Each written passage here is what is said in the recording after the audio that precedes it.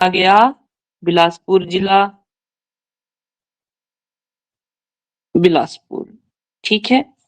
और यहाँ पे अगर हम बात करते हैं वेस्ट साइड की, यानी कि पश्चिम की, तो पश्चिम में आ गया ऊना जिला। ठीक है, ऊना जिला। अब यहाँ पे अगर हम बात करते हैं यस नॉर्थ ईस्ट की, तो ये यहाँ पे मंडी जिला है। अगर हम बात करते हैं साउथ ईस्ट की, तो यहाँ पे कौन सा जिला है? बिलासपुर जिला है। अगर बात करते हैं हम साउथ वेस्ट की, तो यह आ जाता है ऊना। और बात करते हैं नॉर्थ वेस्ट की, तो यह आ जाता है कांगड़ा जिला। तो 4 जिलों से ही घिरा हुआ है हमारा हमीरपुर का जिला, छोटा सा जिला है। चलिए देख लेते हैं आगे। यस, हाँ जी, आइएगा, ध्यान दीजिएगा, लिखिएगा। तो देखो हमीरपुर, हाँ जी, हमीरपुर का हेडक्वार्टर यानी कि जिला मुख्यालय, लिखेंगे जिला मुख्यालय कहाँ पे है? हमीरपुर में। हमीरपुर है, हमीरपुर में ही है। ठीक है। उसके बाद बात करते हैं फाउंडेशन की स्थापना। हमीरपुर जिले की स्थापना कब हुई थी? तो हमने देखा था ये सारी चीजें 1972 की बात होती है। 1972 में 3 जिले बने हैं। कौन कौन से? एक तो बनता है ऊना, जो कि कांगड़ा से अलग होता है। एक बनता है हमीरपुर, ये भी कांगड़ा से अलग होता है। और एक बनता है सोलन, जो कि शिमला से अलग होता है। ठीक है। तो कौन कौन से? ऊना, हमीरपुर, सोलन, तीनों 1972 में बनते हैं। ठीक है जी, तो ये बात ध्यान में रखिएगा। आगे देखिए, कितना क्षेत्रफल है हमीरपुर का, कितना एरिया में हमीरपुर फैला हुआ है? तो बात करते हैं 1118 वर्ग किलोमीटर। वर्ग किलोमीटर के एरिया में हमीरपुर फैला हुआ है। और ये हमीरपुर क्या है? सबसे छोटा जिला है क्षेत्रफल की दृष्टि से। क्षेत्रफल की दृष्टि से सबसे छोटा जिला, सबसे छोटा जिला। ठीक है जी। अगर हम परसेंटेज की बात करते हैं, कितना प्रतिशत हमीरपुर जिला घेरता है हिमाचल प्रदेश का, तो यह आ जाता है 2.1, 2.01%, यानी कि लगभग लगभग 2% एरिया जो है वो हमीरपुर जिले का है, अगर हम बात करते हैं पूरे हिमाचल में। ठीक है जी, ओके। इतनी बात हो गई, हमारे पास एरिया परसेंटेज भी आ गया।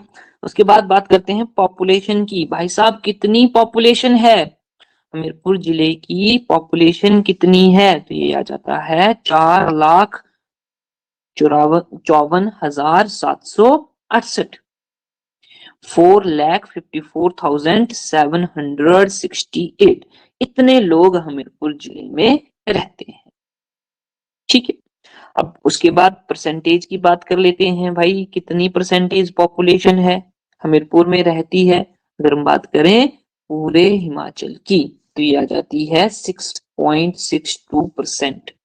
6.62%। ठीक है, तो ये भी बात ध्यान में रखिएगा। ऑलराइट, यहाँ तक आई थिंक सबका हो गया होगा। आगे मूव करते हैं। यस, पॉपुलेशन डेंसिटी, जनसंख्या घनत्व, कितनी घनी पॉपुलेशन है? अगर हम बात करते हैं 1 किलोमीटर स्क्वायर एरिया की, तो 1 किलोमीटर स्क्वायर एरिया में कितने लोग रहते हैं?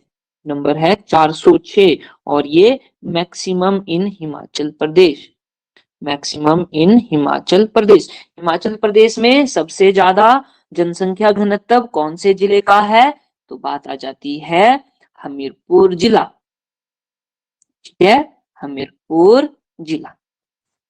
ओके जी, नेक्स्ट पॉइंट पे आ जाओ। नेक्स्ट पॉइंट है हमारे पास यस सेक्स रेशो, यानी कि लिंगानुपात।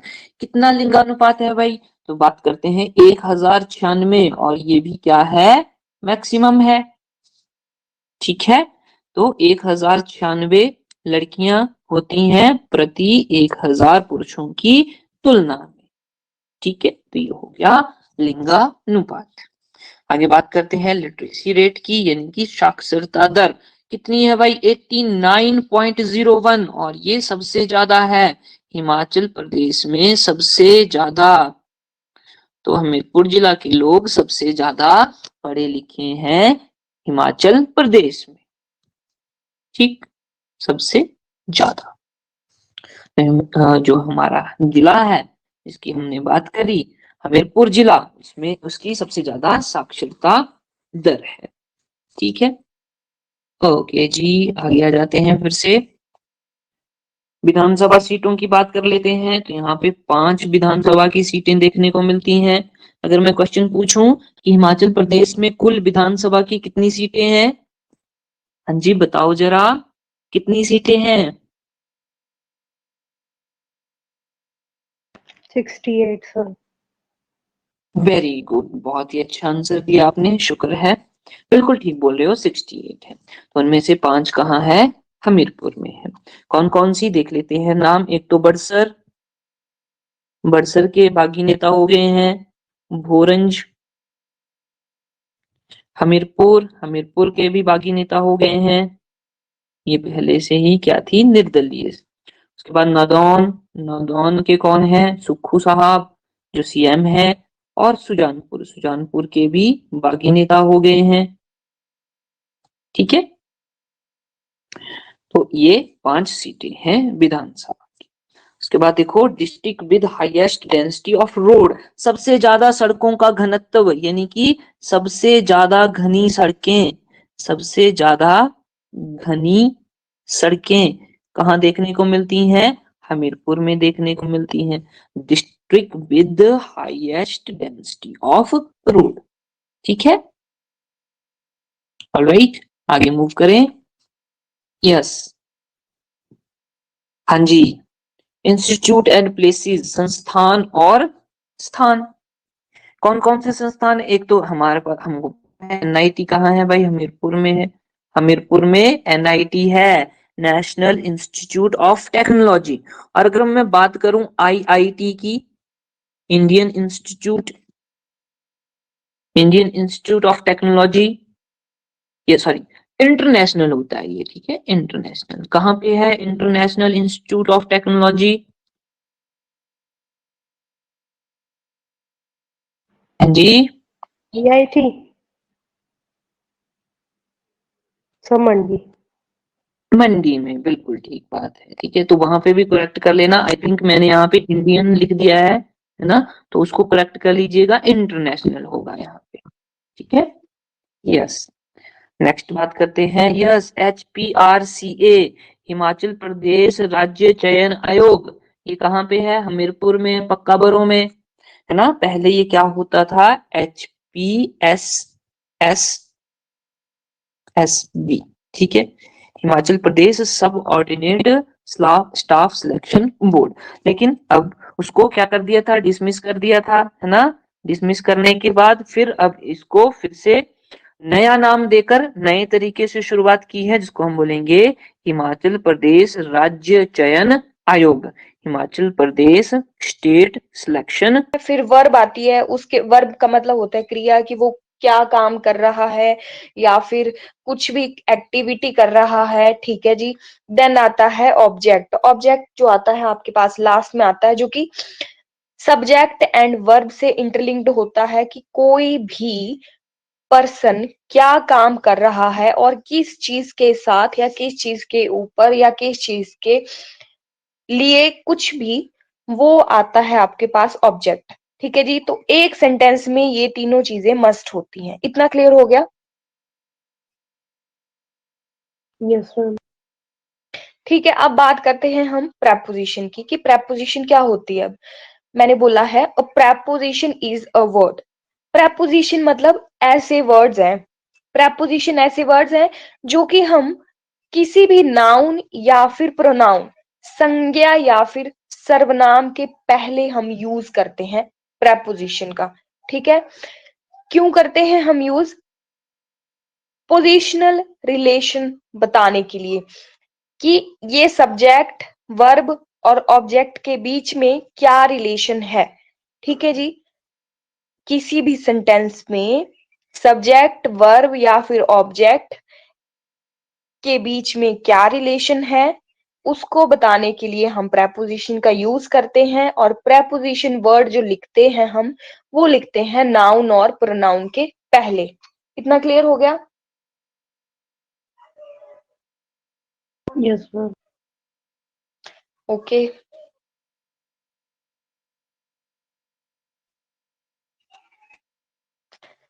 चलिए एग्जाम्पल करते हैं, एग्जाम्पल से आपको ज्यादा क्लियर होगा।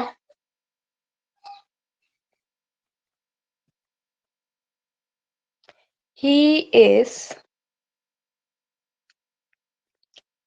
sitting on chair।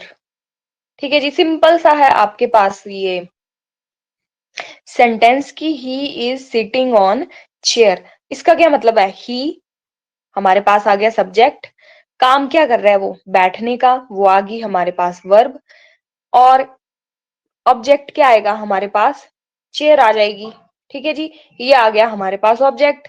अब आप लोगों ने अभी पढ़ा कि प्रेपोजिशन जो है इन सभी के बीच में जो लिंक होगा, जो रिलेशन बताएगा, जो कि एक ब्रिज का काम करेगा, ठीक है, वो प्रेपोजिशन होगी। अब ही इज तो हो नहीं सकता। सिटिंग ऑन बोला है कि वह ऑन। चेयर या हाँ जी, हेलो, हाँ जी, कुछ बोला आपने? इसमें ऑन होगा। हाँ जी, हाँ जी, गुड, ऑन होगा। ठीक है जी, तो इन सभी के बीच में जो इंटरलिंक करवा रहा है वो है वर्ड ऑन। इसका मतलब होता है कि पर, ठीक है, कि वह कुर्सी पर बैठा है। तो ये आ गई आपकी प्रेपोजिशन। इतना क्लियर हो गया कि बताओ, मैं फिर से रिपीट करूं?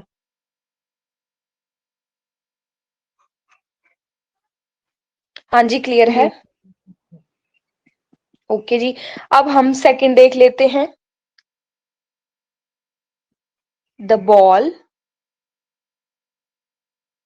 Went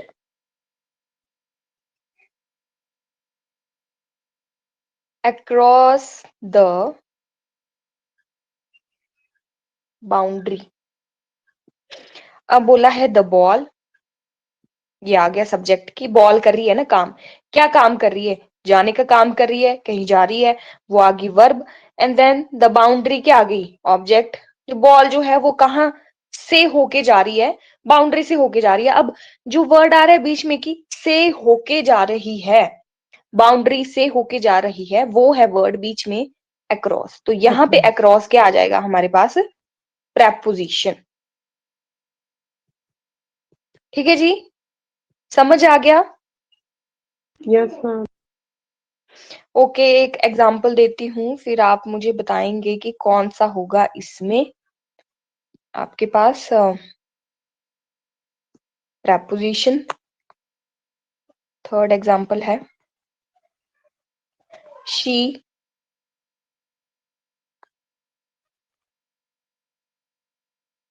committed the mistake in spite of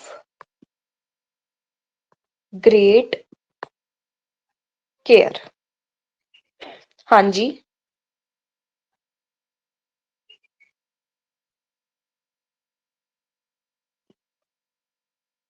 sentence दिया है मैंने, she committed the mistake in spite of great care.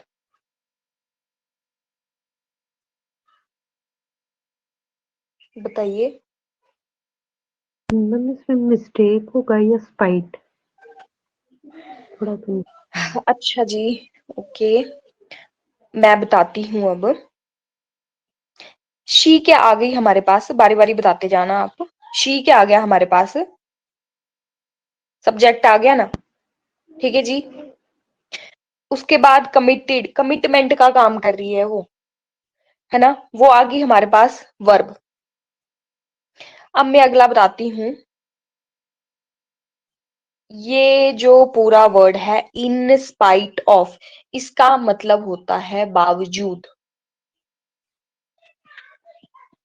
ठीक है, ये पूरे ही वर्ड है, मैक्सिमम सेंटेंस में यूज होता है in spite of this, in spite of that something. ठीक है, इसके बावजूद, आप ये ले लो, या फिर कुछ भी किसी भी सेंटेंस में यूज होता है।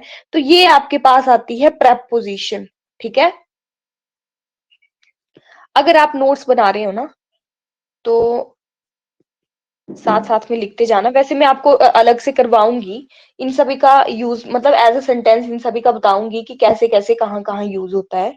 ठीक है जी, वैसे आप यहाँ पे अंडरलाइन कर सकते हैं कि इन स्पाइट ऑफ एक प्रेपोजिशन है। इतना यूज हो गया, सॉरी इतना क्लियर हो गया। Yes ma'am. मैं आगे करवाती हूँ फिर। ठीक है जी, आगे आता है आपके पास कि यूजेस, देखते हैं अब किस तरह यूज होता है। Uses of some important prepositions।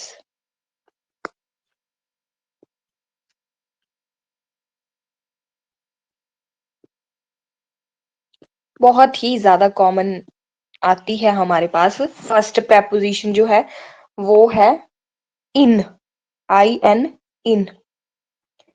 इन का मतलब होता है अंदर या में।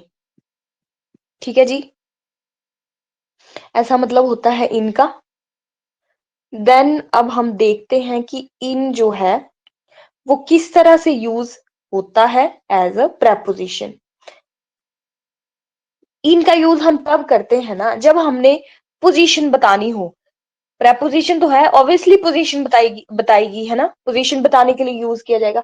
बट कहाँ, कौन सी पोजीशन? जब कोई चीज अंदर प्रेजेंट हो, किसी चीज के अंदर प्रेजेंट हो। ठीक है जी, तभी हम इनका यूज करते हैं। ठीक है, ऐसे लिख लो पहले इसको, to show the position inside a premise. ठीक है जी, अब एग्जाम्पल से आपको ज्यादा क्लियर होगा कि हम इनका यूज कैसे करते हैं, कि पोजीशन को हम बताते हैं इनका यूज करके जब कोई चीज कोई भी चीज किसी चीज के अंदर हो। ठीक है जी, एग्जाम्पल देखते हैं अब। फर्स्ट एग्जाम्पल है I am in the room. बोलते हैं ना ऐसे ही। सेकंड है she is in the class. और देख लो, Rahul is in the park. ये हो गया। अब लग गया बता आपको कि कैसे हम यूज करते हैं। मतलब ये वो चीजें हैं जिनके अंदर कोई प्रेजेंट है। ठीक है जी, अब हम ऐसे बोलते हैं ना कि मैं रूम में हूं या फिर मैं कमरे में हूं। अंदर हूं मतलब कमरे में। ठीक है, बोलने का मतलब ये है कि मैं कमरे के अंदर हूं। तो हम जब हमने बताना है इन इंग्लिश, अगर इंग्लिश में हमने बताना है कि मैं कमरे में हूं, मैं रूम में हूं, तो हम बोलेंगे आई एम इन द रूम। तो वहां पे हम अंदर या फिर में वाली चीजों में जो है हम इन का यूज करते हैं, इन प्रेपोजिशन का यूज करते हैं। ठीक है जी, इतना क्लियर हो गया? Yes ma'am. ओके जी, अब इनका यूज ही हम और जगह कैसे करते हैं। ये तो आगे to show position inside a premise, मतलब किसी स्थिति में या फिर कहीं जगह पे हमने कोई चीज अंदर प्रेजेंट हो तो वो बतानी हो, तो वैसे इनका यूज करते हैं हम, है ना। सेकंड हम कहाँ यूज करते हैं इनका, टू शो टाइम और द सीजन। कोई भी हमने सीजन बताना हो, कोई भी ऋतु बतानी हो या फिर हमने कोई भी टाइम बताना हो, तब हम इन का यूज करते हैं। ठीक है जी, एग्जाम्पल देख लेते हैं। अब एग्जाम्पल कैसे बनेगा। First, Chitra was born in July. Clear हो गया, बन रहा है ना, एक सेंस बन रही है ना सेंटेंस की। चित्रा वाज बॉर्न इन जुलाई, चित्रा जो है वो जुलाई में पैदा हुई थी। अब हम ऐसा नहीं लिखेंगे ना, Chitra was born on July या फिर कुछ भी। तो हम ऐसी चीजों में जहां पे हमने टाइम बताना हो या फिर हमने सीजन की बात कर रहे हो हम, तब हम इनका यूज करते हैं एज अ प्रेपोजिशन। ठीक है जी, सेकंड एग्जांपल देख लेते हैं। I went there in the summer. मैं वहां गर्मियों में गया था या गई थी। तो द समर सीजन है, इसके पीछे हमने क्या लगा दिया, इन लगा दिया। ठीक है, तो ऐसे हम टाइम और सीजन है ब्रूनर की थ्योरी।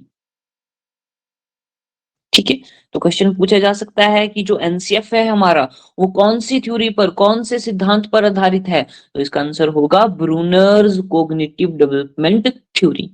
ब्रूनर का संज्ञानात्मक विकास का सिद्धांत। ठीक है, ये इंपॉर्टेंट पॉइंट बन जाता है यहाँ पे।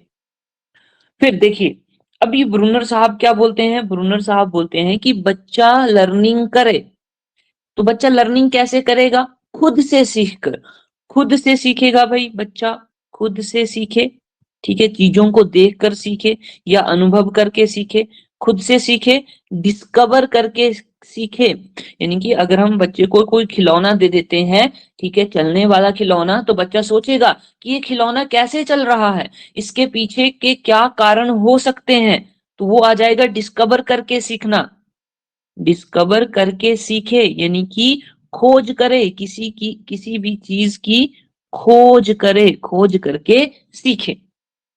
तो ये दोनों चीजें, यानी कि खुद से सीखेगा, डिस्कवर करके सीखेगा, तो बच्चे में क्या होगी, लर्निंग होगी। और ऐसी लर्निंग होगी जो कि कभी भूल नहीं पाएंगी। तो ऐसा होता है ना, जब हम खुद कोई काम करते हैं तो हम उस काम को कभी भी नहीं भूलते हैं, है ना जी।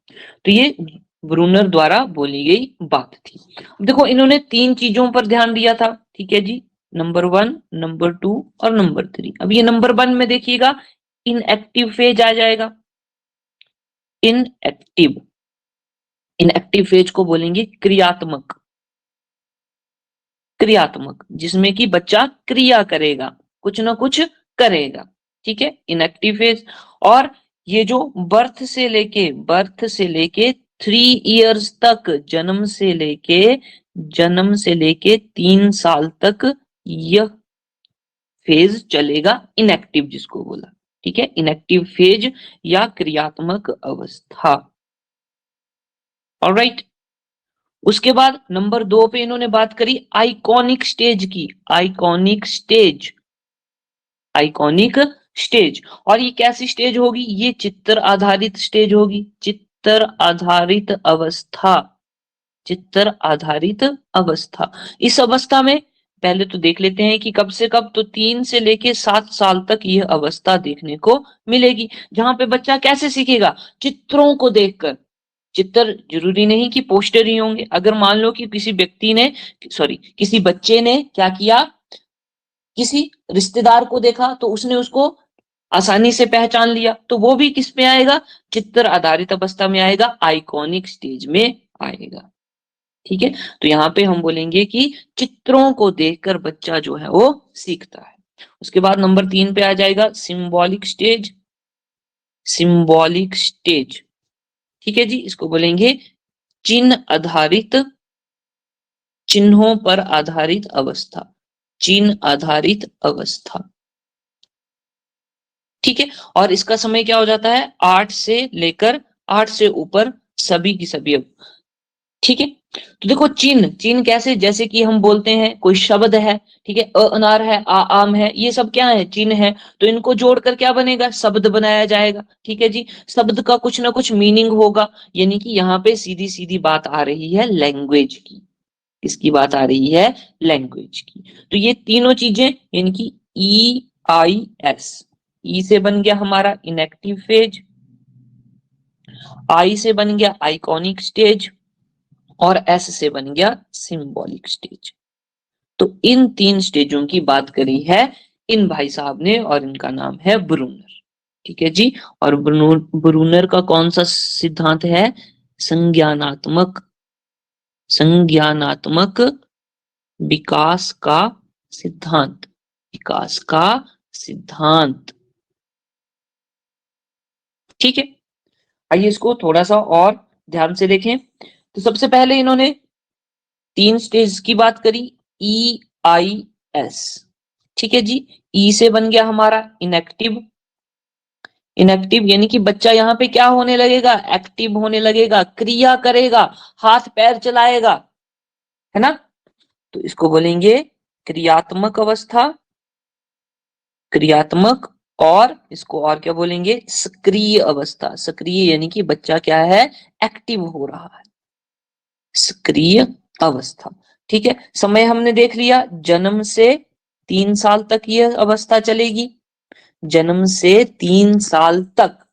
ठीक है, अब इसमें बच्चा कैसे सीखेगा, बच्चा जो है वो मूवमेंट करके, हाथ पैर हिला के, एक्शन करके, कोई कार्य करके बच्चा जो है वो सीखेगा। तो हम बोलेंगे learn through, learn through movement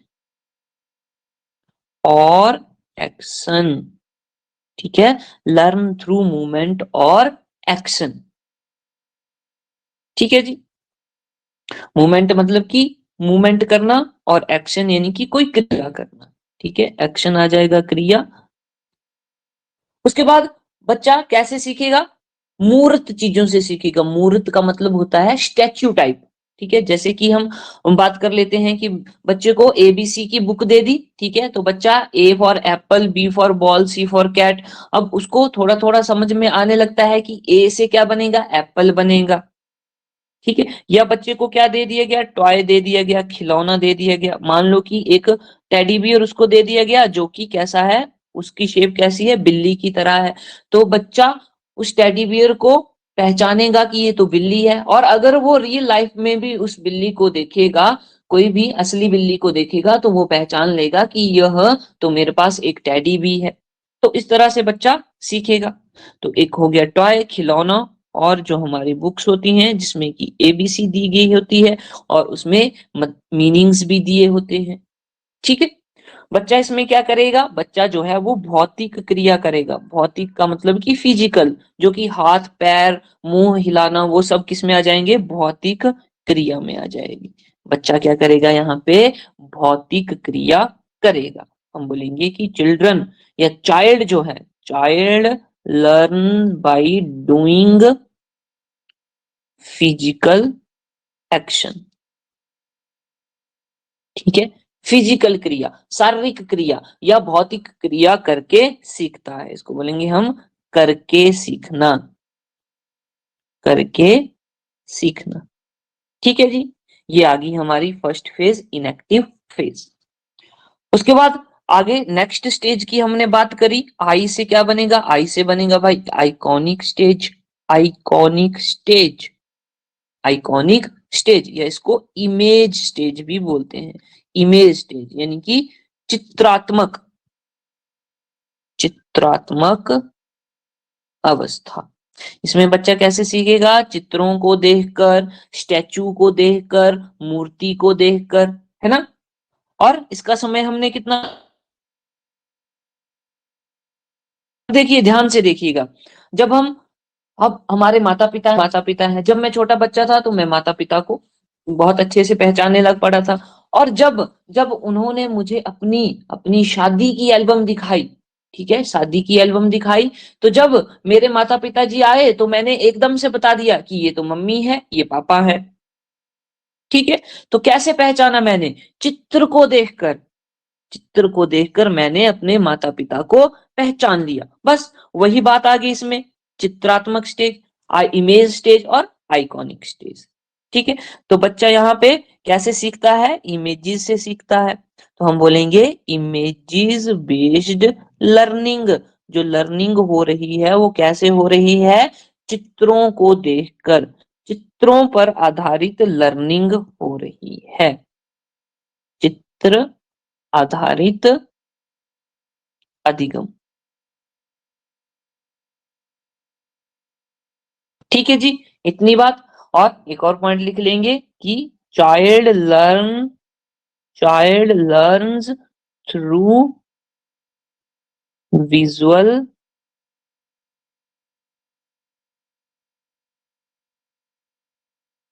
presentation. ठीक है जी, यानी कि बच्चा जो है वह चित्रों को देखकर सीखता है, सीखता है। ठीक है जी, इतनी बात होगी clear? Yes everyone, response me. Yes sir. All right, Indu जी।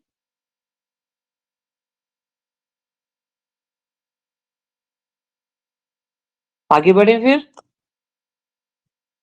यस, जो तीसरी स्टेज हमने बोली वो एस से, यानी कि सिंबॉलिक, सिंबॉलिक स्टेज। ठीक है जी, इसको बोलेंगे चिन्ह आधारित अवस्था। चिन्हों से, चिन्ह का मतलब यहाँ पे लैंग्वेज से आ जाएगा, है ना? तो ये जो मैं लिख रहा हूं एस, ये क्या है? ये भी एक सिंबल है। फिर मैंने लिखा सिंबॉलिक, तो ये भी सिंबल्स को जोड़ के एक वर्ड बना है सिंबॉलिक। चिन्ह आधारित अवस्था। और हमने इसका समय कितना बताया? ये तो होती है 8 साल से ऊपर।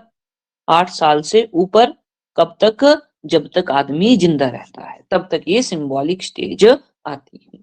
अब देखो इस स्टेज में कैसे सीखेगा बच्चा? लैंग्वेज और सिंबल से, लैंग्वेज और सिंबल बेस्ड। ठीक है, यानी कि भाषा और चिन्हों पर आधारित अवस्था, आधारित अवस्था, अवस्था। ठीक है जी, देखो क्या होगा?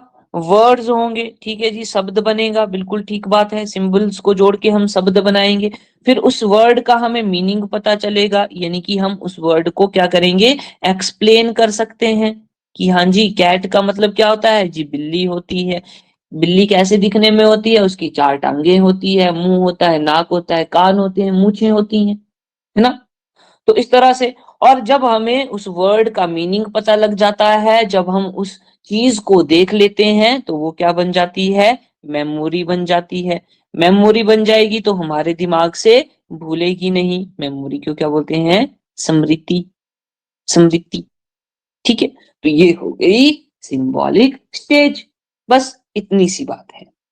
ऑलराइट, तो ये 3 चीजें दी थी बुकर ने, और उन्होंने बोला कि इन तीनों से, इन तीनों अवस्थाएं जो हैं, इन्हीं से बच्चा जो है वो सीखता है, इन्हीं से उसका संज्ञानात्मक विकास होता है।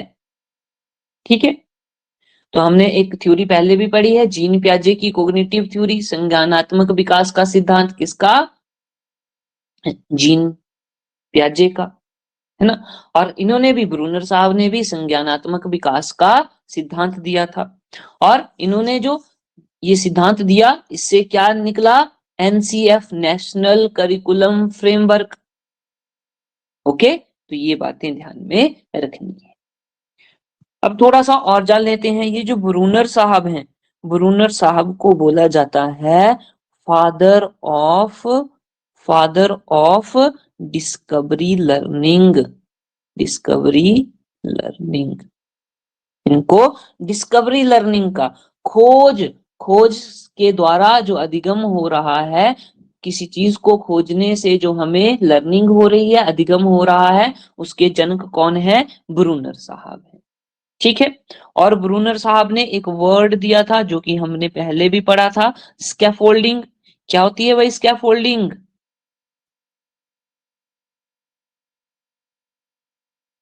What is scaffolding?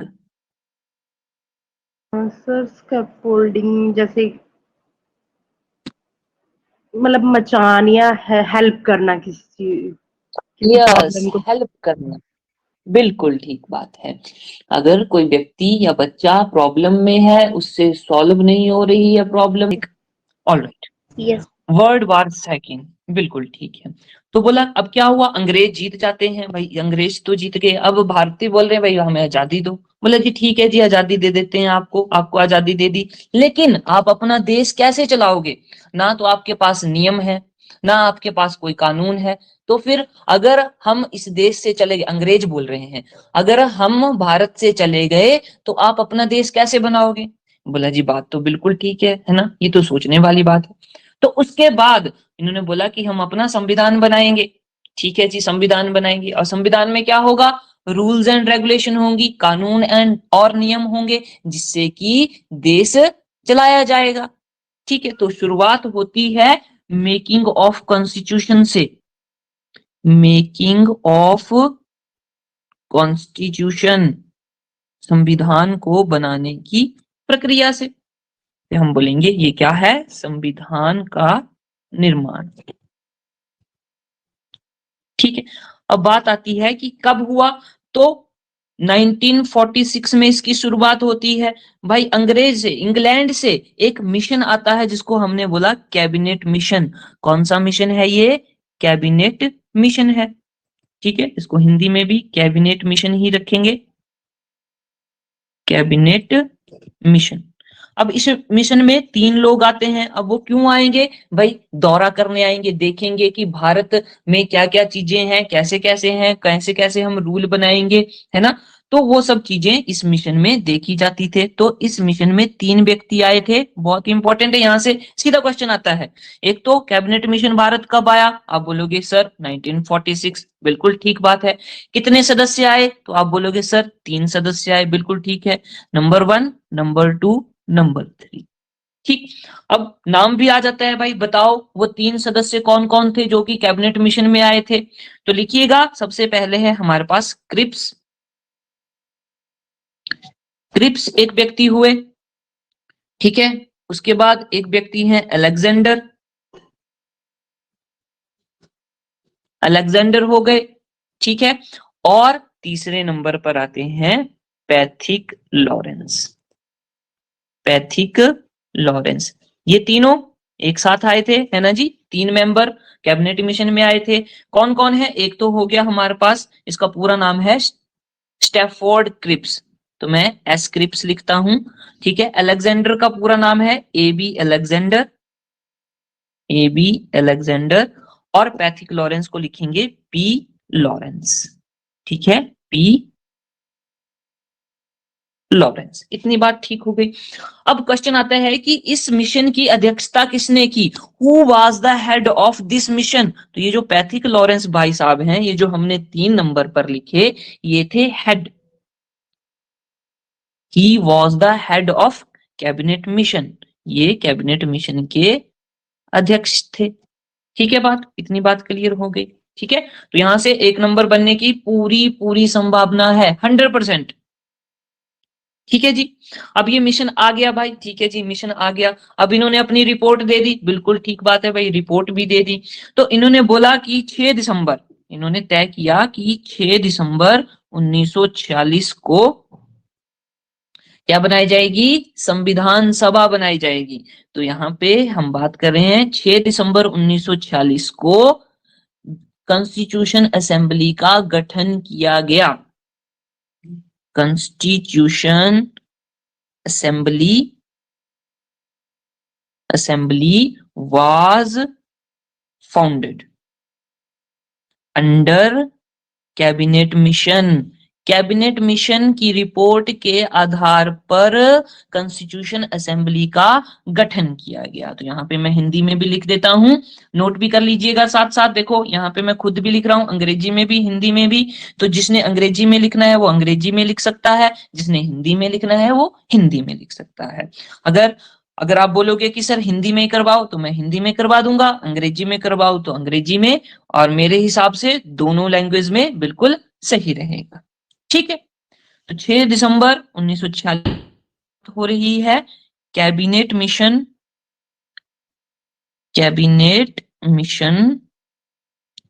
के आधार पर कॉन्स्टिट्यूशन असेंबली यानी कि संविधान सभा का गठन किया गया। ठीक है।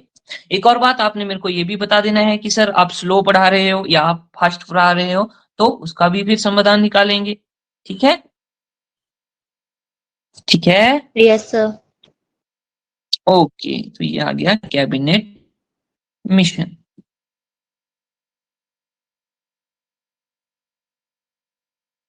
अब ये पेन कहाँ चला गया? यस, ये आ गया।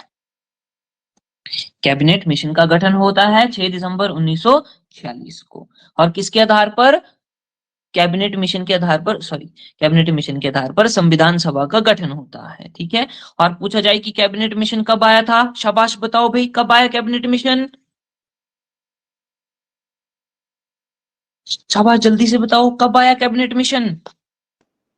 6 दिसंबर 1946। नहीं, कैबिनेट मिशन आया 1946 में, और 6 दिसंबर 1946 की जो हम बात कर रहे हैं, उस दिन संविधान सभा का गठन किया गया। ठीक है, तो ये देखो, अगर हम कैबिनेट मिशन की यहाँ पे डेट मेरे को अभी याद नहीं आ रही है, लेकिन जुलाई में आया था, ये जुलाई 1946 में कैबिनेट 6 में। 6 दिसंबर की बात हो रही है, तब संविधान था। ठीक है, ये बात ध्यान में रखिएगा। चलो जी, आगे मूव करते हैं। बिल्कुल ठीक है। अब देखो, सभा का मतलब क्या होता है? बहुत सारे लोग इकट्ठे होते हैं, वहां पे एक सभा बनती, जैसे कि हम हमारे ग्राम पंचायत में भी सभाएं होती हैं, है ना, जैसे कोरम की बात करते हैं हम, तो बहुत सारे लोग इकट्ठे होते हैं। उसी प्रकार ये कॉन्स्टिट्यूएंट असेंबली या संविधान सभा भी थी, और इसमें कुल सदस्य कितने थे भाई? कितने लोग जो थे इस सभा में रखे गए, कि आप लोगों ने क्या देखना है कि कौन सा नियम कैसे बनेगा भाई, किसको ज्यादा जरूरत है, जो गरीब हैं उनके लिए क्या करना है, अमीरों के लिए क्या करना है। तो हम बोलेंगे कि ये जो सभा थी हमारे पास, जिसको हमने बोला संविधान सभा, अंग्रेजी में लिख लेंगे कॉन्स्टिट्यूएंट असेंबली। इसमें कितने सदस्य थे कुल? ये क्वेश्चन भी पूछा जाता था। 389 सदस्य थे। 389, 389 सदस्य थे। ठीक है, अब इन 389 सदस्यों में भी क्या है, कैटेगराइज किया गया है। 292 सदस्य जो थे वो ब्रिटिश प्रांत के थे। अब ब्रिटिश प्रांत क्या हुआ? यानी कि ऐसे क्षेत्र जिनमें अंग्रेजों का अधिकार था। तो जैसे कलकत्ता हो गया भाई, दिल्ली में भी था, फिर हम मद्रास की बात करेंगे, तो सारी जगह पे अंग्रेज फैले हुए थे। तो 292 सदस्य उस क्षेत्र थे जिसमें कि अंग्रेजों का शासन था। तो हम बोलेंगे कि ये ब्रिटिश प्रांतों के सदस्य थे। कितने? 292। ठीक है, ब्रिटिश प्रोविंस, प्रांत का मतलब होता है प्रोविंस, और ब्रिटिश को ब्रिटिश ही लिखेंगे। अब उसके बाद 93 सदस्य जो थे वो देसी रियासतों से थे।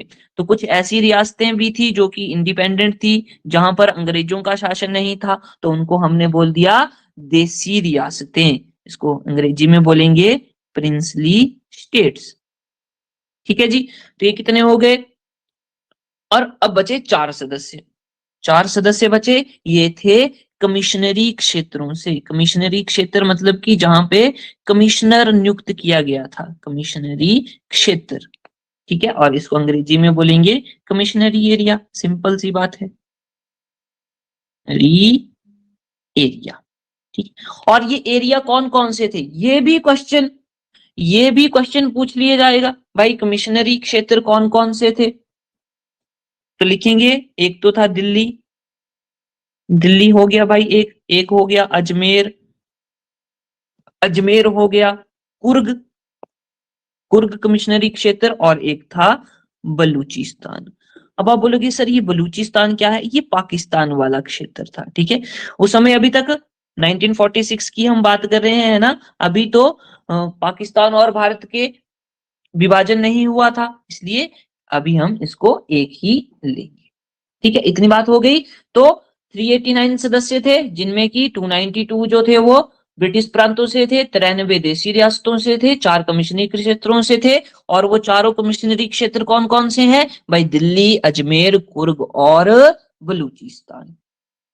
ठीक है, अब यहाँ पे एक बात नोट करके लिखनी है कि 1947 के बाद, 1947 के बाद सदस्य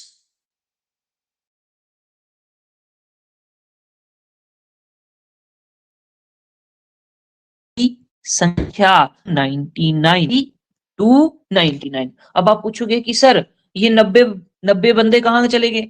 पहले तो आपने 389 बताया। तो देखो 1947 में विभाजन हो गया, भारत अलग देश बन गया, पाकिस्तान अलग देश बन गया, और ये जो व्यक्ति जो यहाँ पे कम हो गए वो कहाँ चले गए? पाकिस्तान में चले गए।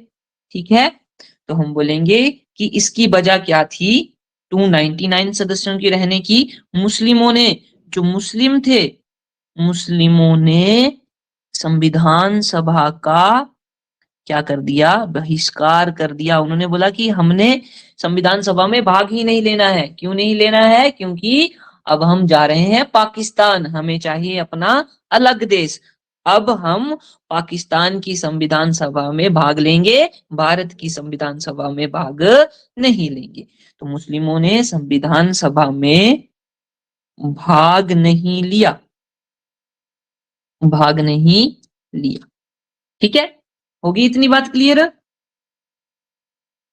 हाँ जी, Yes, sir.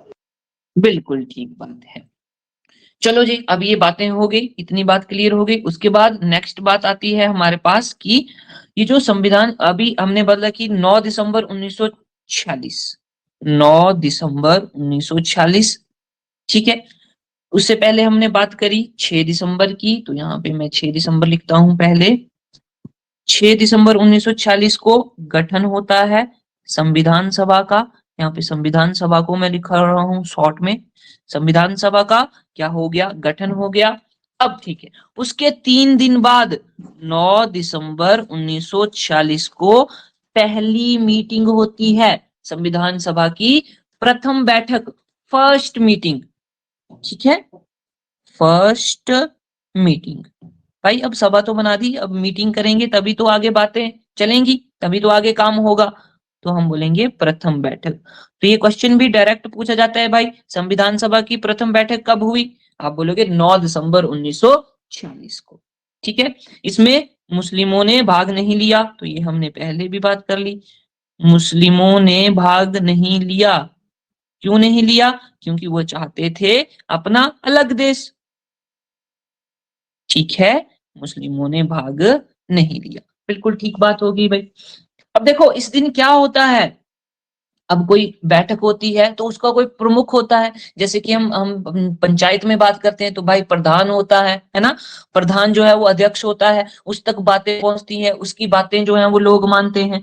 तो इसी तरह कि कोई भी मीटिंग है तो उसमें कोई ना कोई अध्यक्ष होना जरूरी होता है जो कि उस मीटिंग को संभाले, है ना जी? तो 9 दिसंबर 1946 में हम क्या बनाते हैं? अध्यक्ष बनाते हैं, एक प्रेसिडेंट बनाते हैं कंस्टिट्यूएंट असेंबली का, संविधान सभा का। और ये कैसा होता है? अस्थाई। तो चलो आज इसी बंदे से काम चला लेते हैं, जब अगली मीटिंग होगी बहुत सारे बंदे होंगे, बहुत सारे व्यक्ति होंगे, तब हम नया जो है प्रेसिडेंट चूज कर लेंगे। तो अस्थाई अध्यक्ष बनाया जाएगा, इसको बोलेंगे हम temporary president of constituent assembly. ठीक है, और उनका नाम है डॉक्टर सच्चिदानंद सिन्हा। तो ये क्वेश्चन भी पूछा गया है भाई, डॉक्टर सच्चिदानंद सिन्हा। क्वेश्चन ऐसे पूछा जाता है, who was the temporary president of constituent assembly? संविधान सभा का अस्थाई अध्यक्ष कौन था? आंसर आएगा डॉक्टर सच्चिदानंद सिन्हा, डॉक्टर सच्चिदानंद सिन्हा। इतनी बात हो गई भाई। ठीक है जी, पहली मीटिंग होगी 9 दिसंबर 1946 को और अस्थायी अध्यक्ष बना दिए डॉक्टर सच्चिदानंद सिन्हा को। चलो जी, बात खत्म हो गई। उसके बाद दूसरी मीटिंग भी होती है भाई, तो हम बोलेंगे कि सेकंड मीटिंग, दूसरी बैठक, दूसरी बैठक ये कब होती है? तो बात आ जाती है भाई 2 दिन बाद, यानी कि 11 दिसंबर 1946, 11 दिसंबर 1946 को होती है कंस्टिट्यूएंट असेंबली की, संविधान सभा की दूसरी मीटिंग। अब इसमें